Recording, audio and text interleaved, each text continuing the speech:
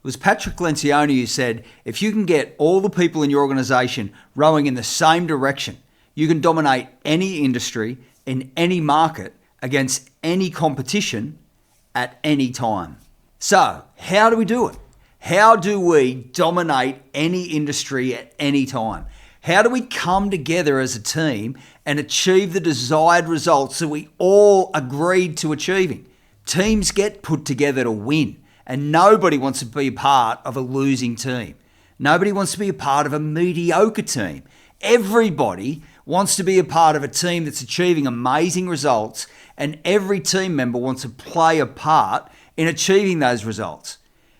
There's something in the human condition that lifts when we as teams achieve things that are insurmountable.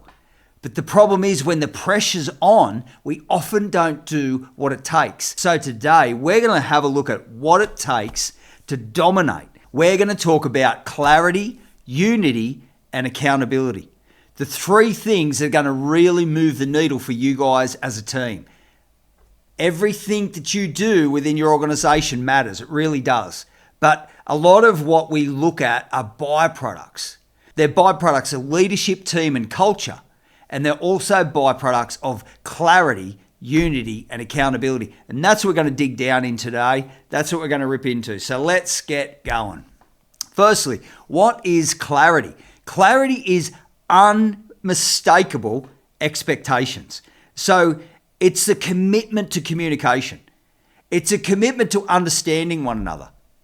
It's a commitment to knowing one another, know how each other works. It's a commitment to knowing what's expected. It's a commitment to knowing the process, knowing the system, knowing what good communication looks like within your organization. It's a commitment to being clear on the mission, the vision, and the core values of your organization. Why you exist, where you're going, and how you're going to get there. You as a team need absolutely crystal clear communication. Let's have a think about it like this. Armed forces and emergency services, they understand that communication is often life and death. And so what they do is they create ways of being sure that there is no communication breakdown. And we in our organizations, we turn up every day and sometimes communication is hit and miss. We haven't even decided what good communication looks like. And this causes often communication breakdowns. There's a really good quote around communication that says this: the biggest mistake or the biggest issue with communication is the illusion that it's taken place. And this is why emergency services and this is why armed forces get it so right. You hear them talking in call signs. You hear them saying over and out. They often repeat what was said. And the reason is because they know that the communication is life and death. Now, am I suggesting that we in our teams start to have call signs and say over and out? Probably not. But what is it that makes you communicate well as a team? Because one thing's for sure is that communication's often an illusion. We all know, if you have a look around, don't point fingers at anybody, we all know in our teams those moments where we felt like we communicated, we thought we communicated, and yet it either didn't happen, it didn't happen the way we wanted it to happen, it didn't happen in the time that we needed it to happen, or the communication actually didn't get to the desired person or with the desired result. And it's often because we haven't been clear about what good communication looks like. We have to be clear. If we're going to be purpose-driven, if we're going to be performance-driven, if we're going to achieve the desired outcomes that we as a team want, we all want to be a part of a winning team, we have to be clear around communication. And clarity is unmistakable expectations clearly set. The first point of leadership, team, and culture is setting the expectation. That we as leaders in our teams, in our businesses, set the expectation, and we as team members understand. Now, before we move on to the next point, which is unity, let's finish on clarity. So there's two aspects to communication that we need to get really clear on, and it's this. There's a communicator and there's a comprehender.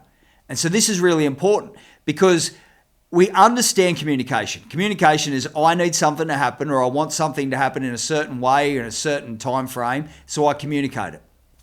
Great, fine. But there's also a comprehender, and this is what the armed forces get. They'll repeat back. The comprehender will say, have I heard right? Am I speaking to the right person? Is the conversation over? Those call signs and over and out, they are for the comprehender as much as they are for the communicator. And us and our teams need to understand that if you don't understand what is said, that right there and then is a breakdown in communication. Here's where communication, good communication, breaks down often with our teams. The comprehender doesn't ask enough questions. The comprehender just goes, yep, can't you see I'm busy, I want to get on. And so they half understand what was said. Good communication is the responsibility of the communicator and the comprehender. Performance-driven teams get really clear around communication. Their clarity is crystal clear. They are unmistakable in the expectations around communication. Clarity is just a commitment to communication, and it's one of the foundational aspects of a performance-driven team. If you, as a team, want to get amazing outcomes in your business and your team, you're going to need to get clear around communication. So the second point we want to talk about today is unity. What is unity? Unity is unbroken connection. It's a commitment to each other. It's putting your hand out. It's saying, hey, no matter what, I'm committed to you as a team member. It's no matter what, we all head in the right direction. It's no matter what, we all row in the right direction. It's no matter what, we're all on the winning team. We need to do what it takes to win, and we're going to win together. You know that really cool saying, I can't even remember who said it, but it's united we stand and divided we fall. Unity understands that for us to win, we do it together. You need each other. But here's what unity isn't. It's not always agreeing. Unity isn't the absence of issues. It's not the absence of adversity. It's not the absence of problems. It's the absence of strife. It's the absence of trouble amongst team members. It's the practice of dealing with things without breakdown in relationship. It's holding together under fire. It's achieving your goals even under pressure, because that's what it'll take to win. You know, we're all tempted at times to think the grass is greener on the other side of the fence. There's an organisation out there where everyone gets on and there's no problems to solve. But those organisations don't exist. What makes winning teams is when teams are committed to each other. You are actually shaping the culture. Here at 1,000 Feet Deep, we say it this way, that the strongest influence in your organisation is shaping your culture. And if that's not you, someone or something is shaping it for you. You can be the strongest influence in your organisation for the better, for the positive, no matter where you sit in the organisation. Every team member gets to shape culture. Don't wait for the boss to shape it. What kind of organisation do you want to work in? Because it's your choice. Every time you're under pressure and there's an issue to solve or there's a disagreement, you get to shape the culture. Here's what unity says. Unity says, no matter what we agree, even if we disagree, I'm committed to you. I'm committed to making this thing work. We don't have to agree. We don't have to be around each other's houses for barbecues every Sunday. Although that'd be awesome, that's not what a winning team necessarily does. Winning teams are just committed to the organisation and the goals of the organisation. They're committed to winning with each other. Because actually, without unity, you'll never be a winning team. You see, some of the greatest sporting teams weren't individually good just on their own. They were individually good that came together as a team and then worked together as a team. They covered for each other's weaknesses and they capitalised on each other's strengths. That's what a winning team does. Unity is a massive part of a winning team. And so unity is not always agreeing. It's the decision to be committed to each other. And what's the third point of a winning team? What is it that would cause us to be able to win consistently, to be able to get up for game day, to be able to serve our community, to be able to serve our customers, to be able to achieve the desired results of the organisation and enjoy it while we do it? That would be accountability. Now, accountability is often seen as a swear word, but it's not. You know what accountability is? Accountability is just accepted responsibility. Accountability is a commitment to the standards of the organization. It's a commitment to each other. It's a commitment to the mission, the vision, the core values, the process, the system, the roles, the responsibilities. It's a commitment to the standards of the organization. And it was Lauren Demas who said this: high standards only scare those who have none. Accountability is not a swear word. It's just us coming around and rallying each other to be committed to the standards we've already agreed to. The best type of accountability is pre-agreed accountability. And it's actually exciting. I tell this story a lot, but we had an NRL footballer come and speak at one of our team development days. And he'd played for a team that had been in one grand final in 20 years, and he'd played for another team that had been in 10. And he said the big difference between the two teams was that the team held each other accountable, that there was a culture of accountability among the team, but it started with the team. The coaches set the expectation, they empowered the outcome, they obviously carried their bit, but it was the team on a day-to-day level that held each other accountable to the standards of the organisation. They were the ones who wanted to win. They were the ones who didn't want to be embarrassed come game day, so they were the ones who held up the training standards, the commitment to how we do things, the commitment to the game plan. And you know what? That was the big difference maker in his view on why one team was in 10 grand finals in 20 years and one was in one. The commitment to accountability among the team members. And you get to do that as well. So accountability is putting your hand up. Unity is putting your hand out. It's a commitment to each other. Accountability is putting your hand up. It's a commitment to the standard. It's saying, yep, sorry, I dropped the ball, but it's okay. I'll get it right next time. Where accountability becomes a swear word is this. Accountability only feels like an attack when you haven't committed to the result. I'm not sure who came up with that quote. I certainly didn't, but I thought it was amazing when I read it. Accountability only feels like an attack when we haven't committed to what the result is. Because once you've committed to the result, once you've committed to the outcome, the desired result, once you're committed to what winning looks like, accountability is just going back to what we already agreed to. This is how we do things. This is what it looks like. Let's just keep on moving forward. It doesn't matter that we've made a mistake. Let's just do better next time.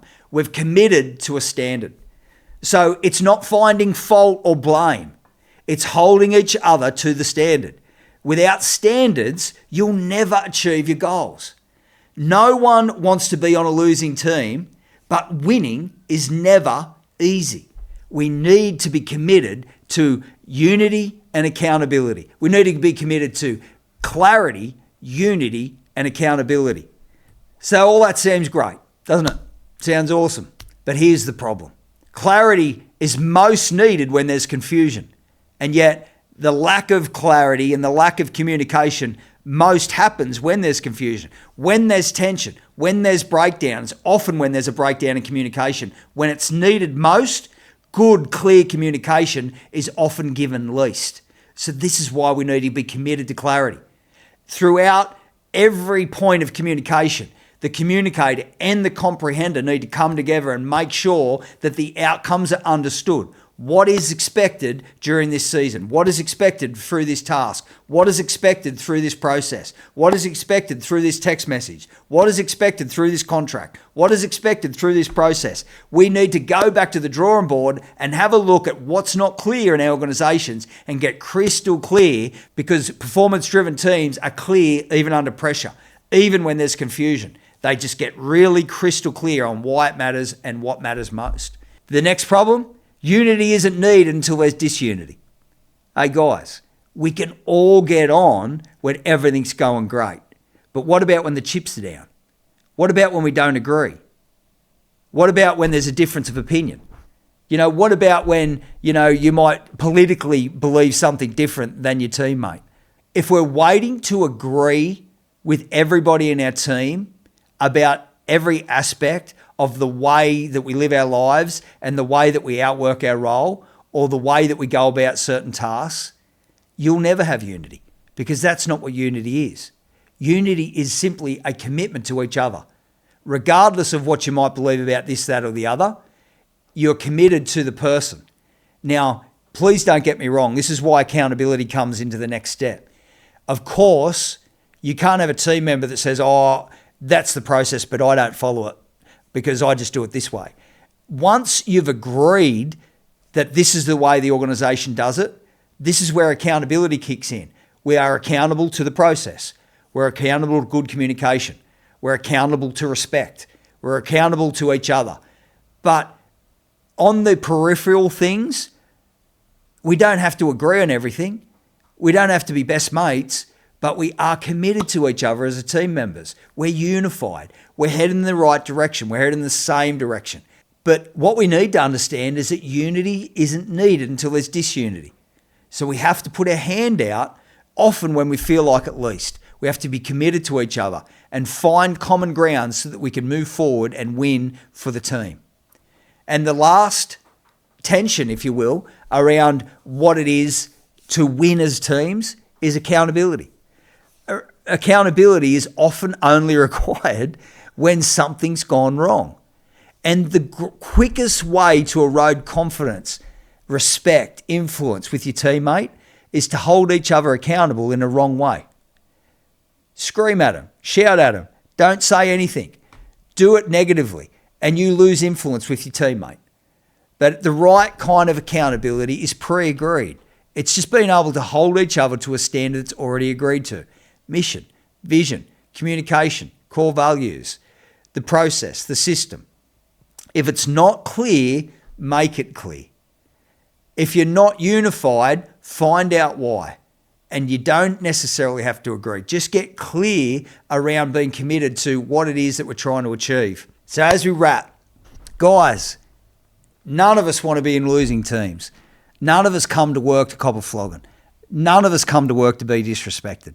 None of us come to work to take 5 steps forward and 10 steps back. None of us come to work to get customer complaints. None of us come to work to have interpersonal relationship issues. And yet, this is a big part of what it is to work together as a team.